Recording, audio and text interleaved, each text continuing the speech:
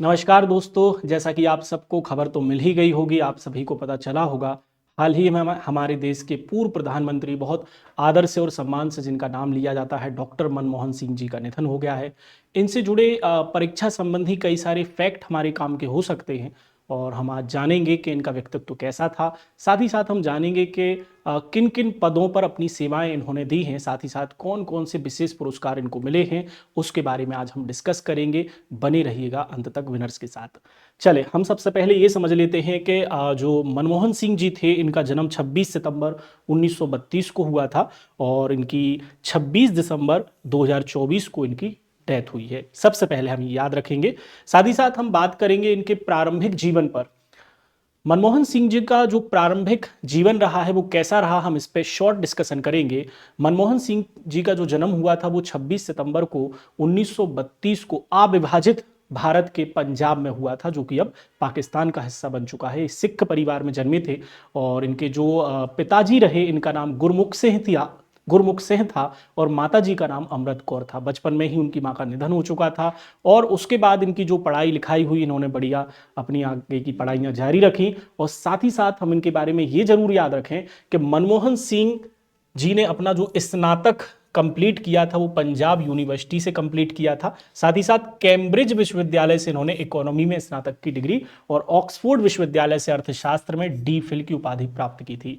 तो याद रखें कि बहुत बड़े अर्थशास्त्री रहे हैं और भारत की इकोनॉमी में इनका बहुत ज़्यादा योगदान रहा है। किस प्रकार से योगदान रहा वो हम अगली स्लाइड में जानेंगे। चले, अगली स्लाइड में हम जानते हैं कि इनका किस प्रकार से योगदान रहा है। तो आप सबको सबसे पहले मैं बताना चाहूँगा कि हमारा देश जब आज़ाद हुआ, आज़ादी के बाद हमारे देश के सामने एक विकल्प था, हमारे देश के सामने एक सवाल था कि हम किस प्रकार की इकोनॉमी को अपनाएं। और चूंकि जो औपनिवेशिक काल था, उस औपनिवेशिक काल में हमारे देश में एक कंपनी आई थी और उस कंपनी ने हमारे देश को गुलाम बना लिया था, जिसका नाम ईस्ट इंडिया कंपनी था। और अपने इन्हीं अनुभवों के कारण हमारा जो देश था वो एक क्लोज इकोनॉमी के रूप में डेवलप हुआ, माने एक बंद अर्थव्यवस्था के रूप में हमारे देश की आगे की स्थिति तैयार हुई। अब बंद अर्थव्यवस्था में हमें कई सारे नुकसान को झेलना पड़ा और हमारे देश की इकोनॉमी धीरे धीरे खराब होने लगी। 1991 का दौर था और 1991 के समय पे हम देखते हैं कि हमारे देश की आर्थिक स्थिति बहुत ज़्यादा बुरी हो जाती है। हालात इतने बुरे हो गए कि हमारे देश में विदेशी मुद्रा भी नहीं बचती है। जब विदेशी मुद्रा की बहुत ज़्यादा कमी हो जाती है तो अंतर्राष्ट्रीय स्तर पे व्यापार करना, बिजनेस करना बहुत मुश्किल हो जाता है किसी भी देश के लिए और उस देश को मंदी से उबार पाना बहुत मुश्किल होता है। लेकिन ऐसी ही स्थिति में हमारे डॉक्टर मनमोहन सिंह सामने आए और इन्होंने भारत में 1991 में नए आर्थिक सुधार शुरू किए थे, जिन्हें हम उदारीकरण, निजीकरण और वैश्वीकरण के नाम से जानते हैं। तो भारत में आर्थिक सुधारों की दृष्टि से सबसे महत्वपूर्ण योगदान जिस व्यक्ति का रहा है, उनका नाम था डॉक्टर मनमोहन सिंह। और 1991 के इनके जो आर्थिक सुधार रहे हैं, आज भी इनकी तारीफ, चाहे विपक्ष हो चाहे सत्ताधारी पार्टियां हो, सबके सब इनकी उन चीजों को लेकर तारीफ जरूर करते हैं। आप सबने आरटीआई के बारे में सुना होगा, सूचना के अधिकार के बारे में सुना होगा। तो सूचना का अधिकार भी इन्हीं के प्रधानमंत्री काल की देन है। इसके अलावा ग्रामीण विकास को लेकर मनरेगा प्लान आपने सुना होगा, वह भी इन्हीं के प्रधानमंत्री काल की देन है। तो हम ये भी याद रखें, 1991 के सुधार, आरटीआई, साथ ही साथ मनरेगा और शिक्षा का अधिकार अधिनियम 2009, इस अधिनियम को 1 अप्रैल 2010 से लागू किया गया था। आपने संविधान में इसके बारे में जरूर पढ़ा होगा। 21A आर्टिकल के तहत 6 से 14 साल के बच्चों को फ्री एजुकेशन का प्रावधान किया गया था, परंतु उसे एग्जीक्यूट किया गया था एक अधिनियम के माध्यम से, जो कि 2009 में लागू हुआ था। 2009 में लाया गया था, 2010 में लागू हुआ था। और उस समय देश के जो प्रधानमंत्री थे वो हमारे मनमोहन सिंह जी थे। साथ ही साथ परमाणु करार, अमेरिका के साथ जो परमाणु समझौता हुआ था और उसके बाद भारत ने जिस तरीके से परमाणु क्षेत्र में एक महाशक्तिशाली देश को बनने का ख्वाब पूरा किया, तो वह भी मनमोहन सिंह जी के समय पर हुआ था। और इन्हीं के समय हमारे देश की जीडीपी वृद्धि दर 8 से 9 की औसत से जीडीपी वृद्धि दर देखी गई है, जो एक बहुत बड़ा योगदान था इनका भारत की इकोनॉमी के क्षेत्र में। इन्हें कई सारे अवार्ड भी मिले हैं, जैसे एशियन हीरो का खिताब, वर्ल्ड स्टेट्समैन 2010 का इनको खिताब मिला था। इसके अलावा याद रखें 1987 में इनको भारत का एक पुरस्कार मिला है, जो भारत के किसी भी नागरिक को दिया जाता है उल्लेखनीय कार्य करने के लिए। 1987 में इनको पद्म विभूषण से नवाजा गया था। ये भी आप इनके बारे में याद रखिएगा, ठीक। पद्म विभूषण से इनको कब नवाजा गया था? 1987 में इनको पद्म विभूषण प्रदान किया गया था इनके कार्यों को लेकर। साथ ही साथ ये कई सारे पदों पर भी रहे हैं। कौन कौन से पदों पर रहे हैं तो उनको हम यहाँ पर समझते हैं। देखिए इनके बारे में पूरा यहाँ पर लिखा है कि कब कब कौन कौन से पद पे रहे हैं। मैं प्रमुख पदों का यहाँ पे जिक्र करता हूं। सबसे प्रमुख ये आरबीआई के गवर्नर रहे, याद रखें। आरबीआई हमारे देश का है जो देश में करेंसी जारी करता है, तो ये आरबीआई के गवर्नर रहे हैं। साथ ही साथ योजना आयोग के उपाध्यक्ष पद पे भी रहे।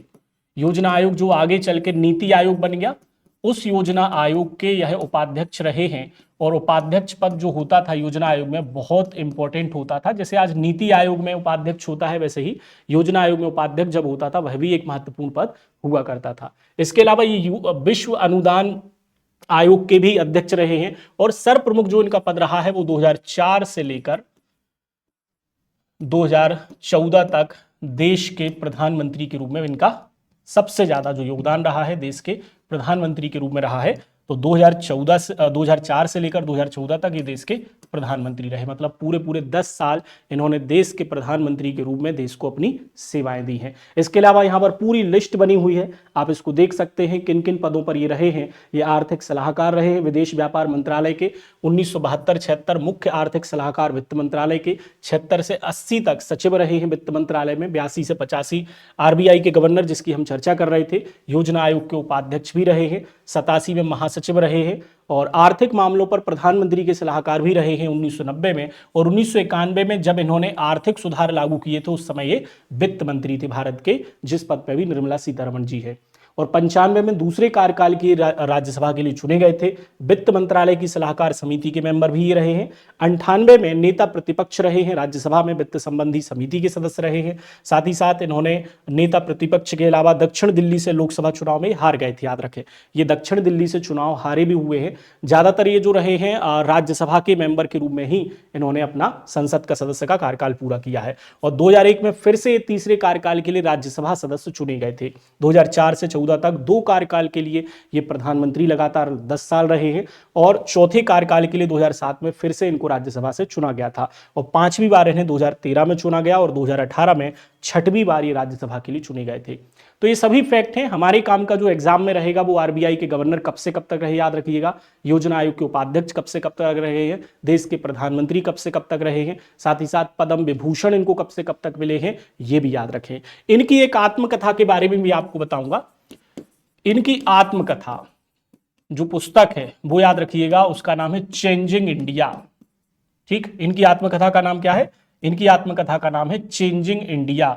तो ये पुस्तक भी आप इनकी याद रखिएगा, महत्वपूर्ण पुस्तक रहेगी ये। ठीक है, आने वाले एग्जाम में पूछी जा सकती है। चेंजिंग इंडिया पुस्तक इनकी याद रखिएगा, जो उनकी आत्मकथा है। ठीक, तो इतनी सारी जानकारी आपको दे दी गई है। आपके एग्जाम के लिए बहुत ज़्यादा काम की चीज़ रहेगी। तो इन्हें कई सारे पुरस्कारों से नवाजा गया है और कई सारे पदों पर ये रहे हैं।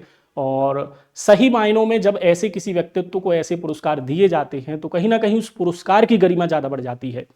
तो पद्म विभूषण जैसे पुरस्कारों से इनको नवाजा गया है, तो ये पद्म विभूषण की गरिमा बढ़ती है। और मुझे लगता है आगे चलकर इनको मरणोपरांत जरूर भारत रत्न जैसे पुरस्कारों से नवाजा जाना चाहिए। धन्यवाद।